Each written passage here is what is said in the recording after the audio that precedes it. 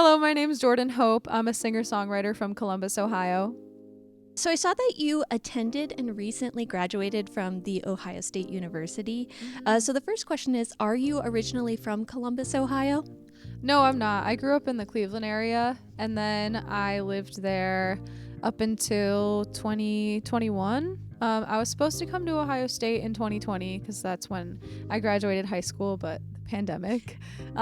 So I ended up taking a gap year, and I just stayed home and worked and stuff. And then I came to Ohio State, moved to Columbus in 2021, and I've been there ever since. Awesome. So what drew you to Ohio State University and why did you choose to study music?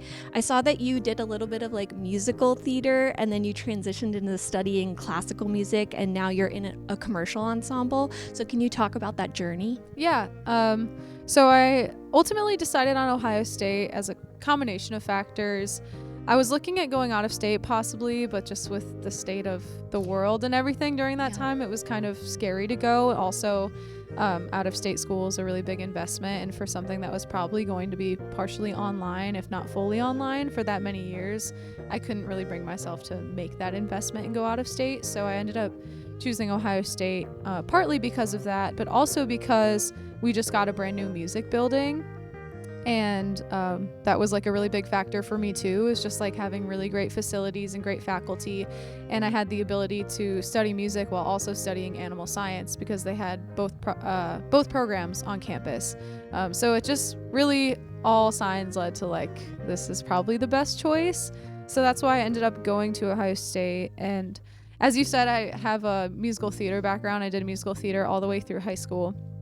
It's pretty big in the Cleveland area, and a lot of my friends, even if they go on to do other types of music, they kind of started doing that. And then when I came to college, the program at Ohio State, they really only had a classical voice program. Even if you were just, for example, music ed, or if you came in as a jazz singer, everybody pretty much was singing classical music when I was there in the program. And I didn't have anything against it. I actually really loved it, and I trained really hard while I was there for the first like 3-4 years. But while I was doing my private lessons and my private training, I also got involved with a bunch of different ensembles on campus because number one, it's like part of getting the degree that you have a certain number of ensemble requirements that you need to join. So I joined a couple university choirs. I also did competitive a cappella for 2 years, which was really fun. I was in the group, the Ohio State of Mind, and we were like really good. We traveled all over the place. We were the best in the Midwest for like 3 years straight. We performed on a Broadway stage for 2 years in a row. Heck yeah. So yeah, I mean, I get to say now like I've sang on a Broadway stage, which is crazy. Yeah.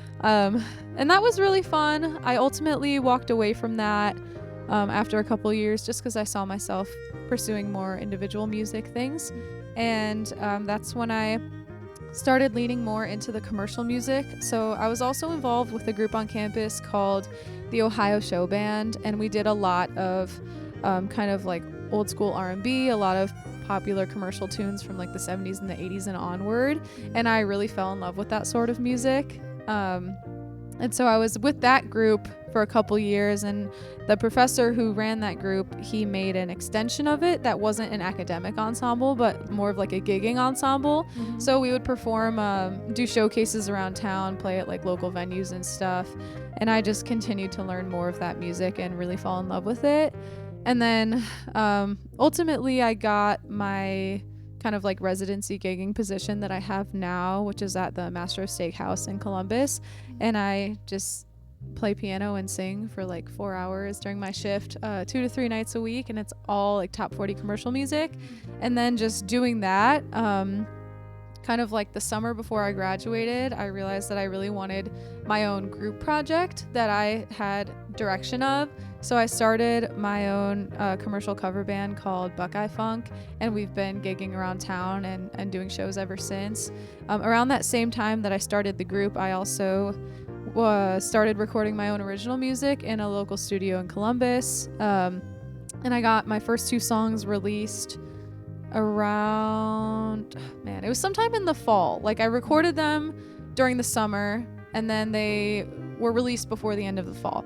which was great because I set a deadline for myself. I was like, if I don't decide that these are going to be out at this time, then I'll pick them apart forever. So I just need to get them out there, and I did. So I'm really proud of myself for doing that, and it was for sure a learning experience. I produced on both the songs, and I did all the vocal arranging and the lead and the backgrounds and stuff. So it was really cool to be on both sides of that and work with an engineer for the first time. And then after that, it's just kind of been thing after thing and just things happening one after the other, I guess. I did a 2-song collaborative project with my friend Rich, who is another R&B artist in the city. And I've released a song working with this company called Plaid Dog Recording, and they're up in Boston, and we are currently working together to fundraise for my debut album. So it's just been kind of a lot of momentum, which is really good. And the next step for me is just continuing the working on my album and continuing stuff with this band and with Buckeye Funk as well. Awesome. You made my job really easy because a lot of the things that you just summarized are things I have more questions, so we can go into more detail about. But sorry if I got a little that's too okay. carried away with that. No, it's okay. You're very passionate about it, and I loved hearing about your college experience. It sounds like you got a lot out of it, so that's great. I did. I loved it. So my next question is, you seem to be very involved, even as a music instructor. I saw that you were teaching piano for the first time, and that made you a little bit nervous, but it seems like it went really well. So my question is, what has teaching taught you about collaboration and being an artist, and how does that inspire you? Oh man, that's a good question. I've learned a lot about myself from teaching, and I've learned a lot about other people as well and how other people function. And I teach such a wide variety of things right now. Right now I'm teaching a preschool music class, and then I teach a group musical theater class, which is kind of introductory, but everyone's, on a little bit of a different level. And then I do private voice and private piano as well. So it's really interesting to see how other people's minds work. Mm-hmm. And it's taught me that, you can't really take the same approach for, you can't expect the same thing out of 2 different people if you give them the same exact instruction. You just have to be a little more flexible, a little more durable sometimes in that environment. It's also helped me with my confidence as a leader.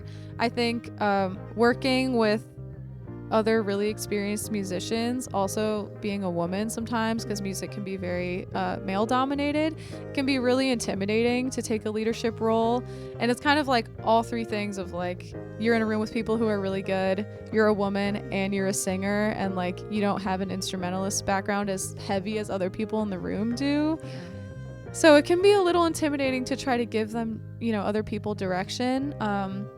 But my teaching job has really taught me how to just present myself in a really assertive way that is respectful, and also just have patience when working with other people as well, which I think is super important. And it's easy to get frustrated sometimes in any job, any environment. Sure. So it's when you're working with preschoolers, like it teaches you patience and so many other things. So that's what I have to say about it. That's great. It sounds like you're growing while you're helping other people grow. Yeah, for sure. And teaching is something that it's something that you can always come back to and fall back on when you're a musician. So it's really nice to get this sort of experience with it being, younger. And I also started teaching when I was still in my undergrad. So, I would just offer people voice lessons for free as a way to gain experience, which is how I got my teaching job that I have now. And I'm really glad I did that, because that also helped me really figure out how I wanted to start with my approach and everything. Yeah, that's wonderful. I think you touched on this a little bit earlier, but you are part of the Fermata program. So that's an opportunity for you to perform in residence. So can you talk a little bit more about that experience? And I think you said you played like top 40 tracks. My question was going to be, how do you choose the music that you play? Yeah. But is that the same program? So it's not quite the same program. So I have a resident musician position at like a really nice steakhouse downtown in Columbus. Gotcha. And then the Fermata program is through the Ohio State, the James Cancer Hospital.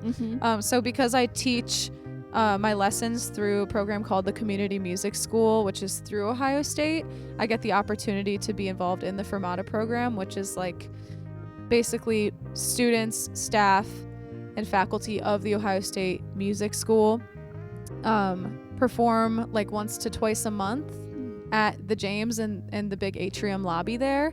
And I do like some top 40, but it's, you know, it's a lot more chill. It's not like get super pumped up because you're at a hospital. Yeah. It's a lot of like soothing.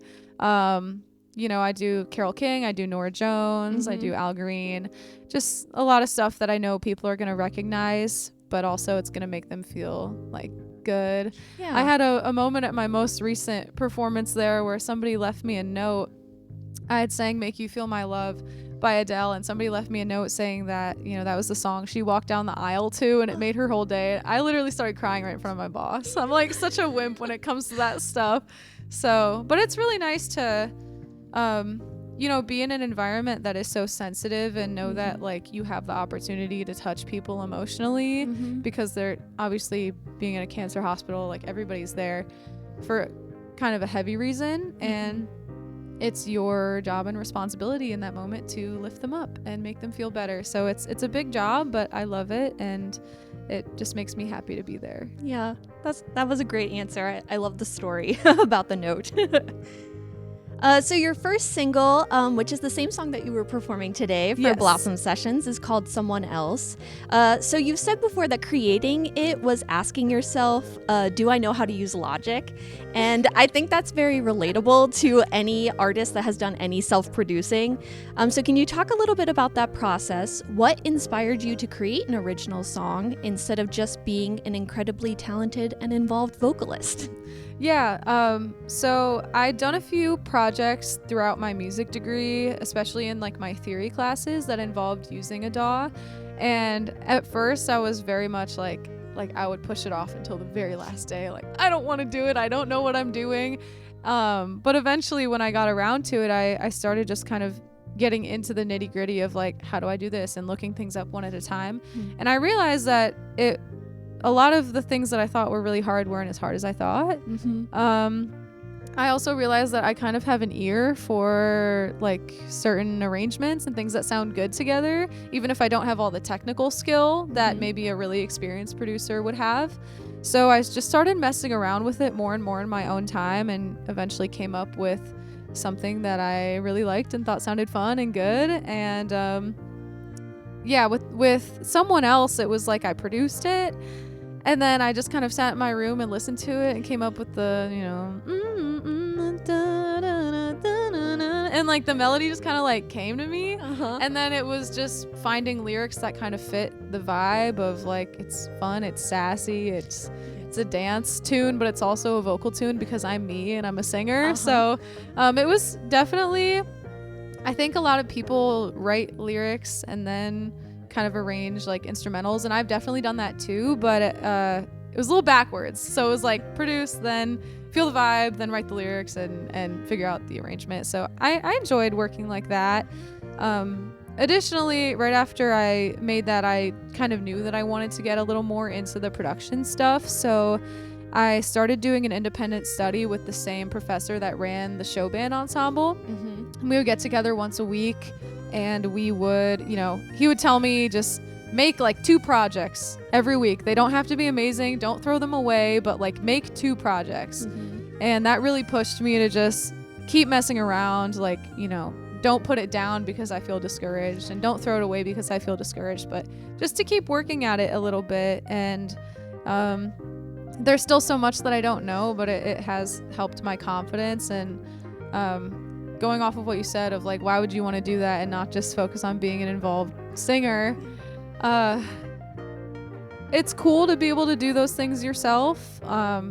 It's a skill set that I want to keep working at. But I also think sometimes I put pressure on myself to wear all of the hats when I don't need to, as we all do. But yeah, I've now worked in a way where I did most things on my own, and now I'm kind of shifting into trying to work more collaboratively, and I enjoy both for different reasons. So I would say my answer to that is I wanted to try it. I wanted to try being the one who produces, and being the one who arranges, and being the one who writes all the things and does all the things. And yeah, it was interesting. I wouldn't do it like that all the time, but I'm glad I did for this one. Yeah, you did it. You got started. I love the vocals in it. I think Thank they're you. so dreamy, but also very powerful.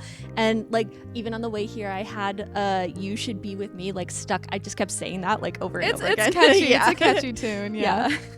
So you've started working on your debut album with Plaid Dog Recording in Boston. So I saw that you applied to their program through their Rising Artist Talent Search. Can you talk more about that and why you took the leap to participate? Yeah. It's a really simple answer, actually. Targeted Instagram ads. Haha.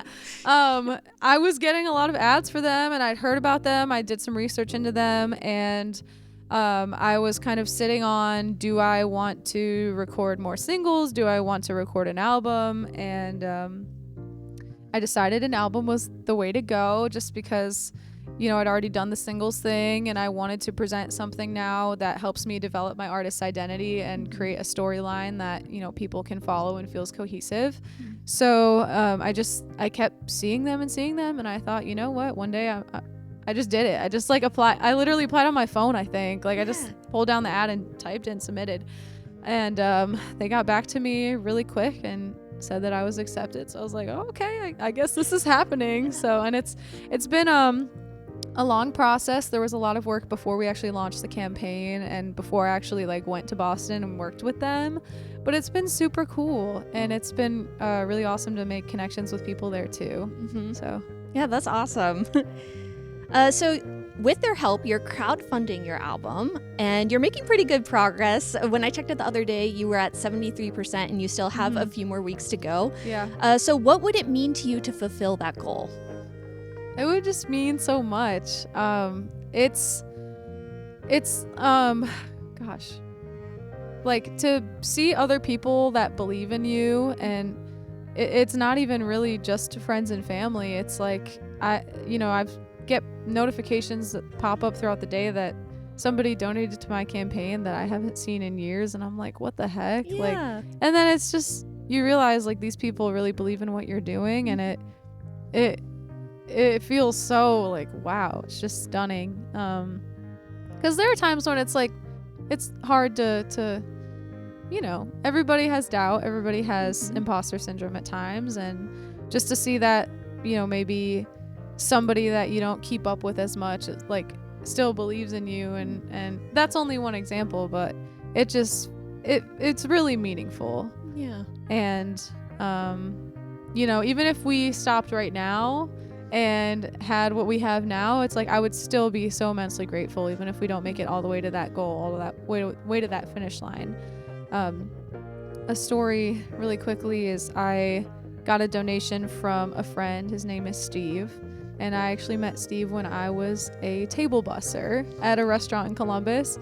I worked at the same restaurant for about 4 years, and he was a regular there. He would always come in on Tuesdays, and I would be bussing on Tuesdays, and you know, I'm just like little old me wearing my little t-shirt and carrying the bus tubs around, and just like, you know, like you don't think there's anything special about you when you're like cleaning off tables. Yeah. You know what I mean?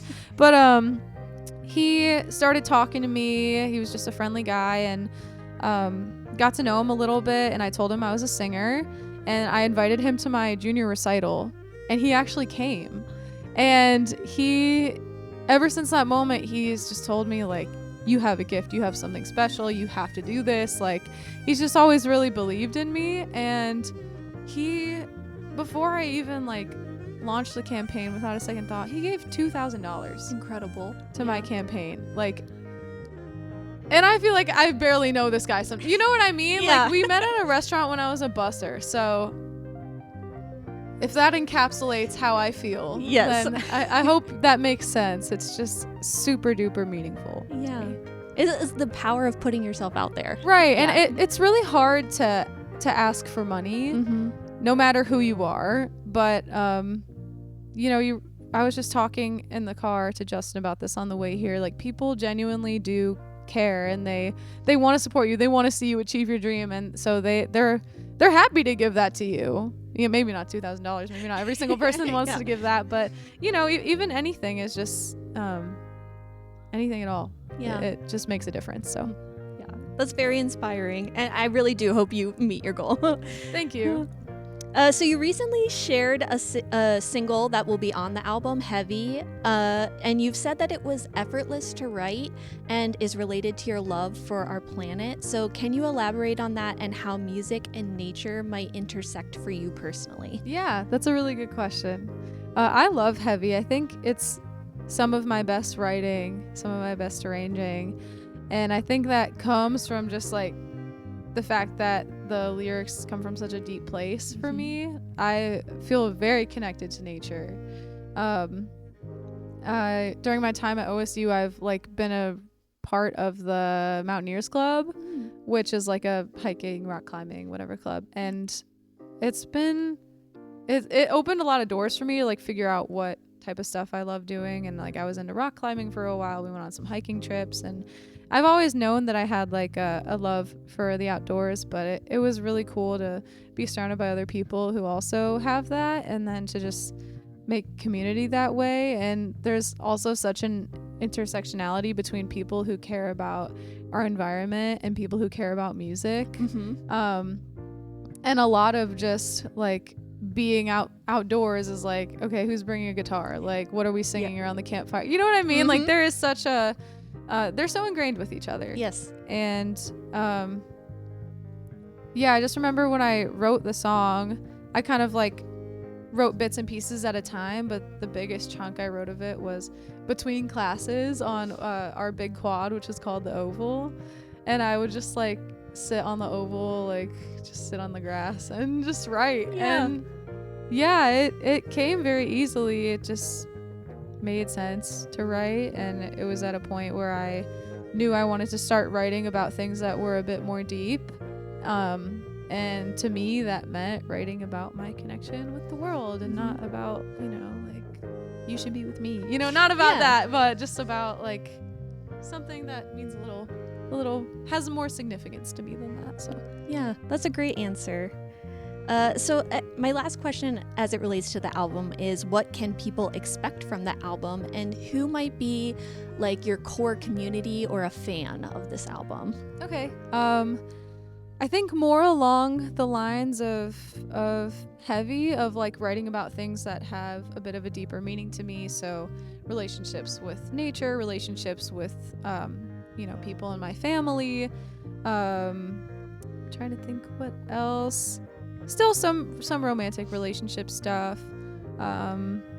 Like interpersonal feelings and thoughts, and just getting more into the nitty-gritty of those. I'm still figuring out who I am as an artist, so I can't say that like there will be a specific fan base really that will be like unchanging. I don't want to sort of like back myself into a corner there, but I think anyone who appreciates personal writing about family, about interpersonal relationships and things like that, about just kind of those sort of themes, would probably like my album, I hope.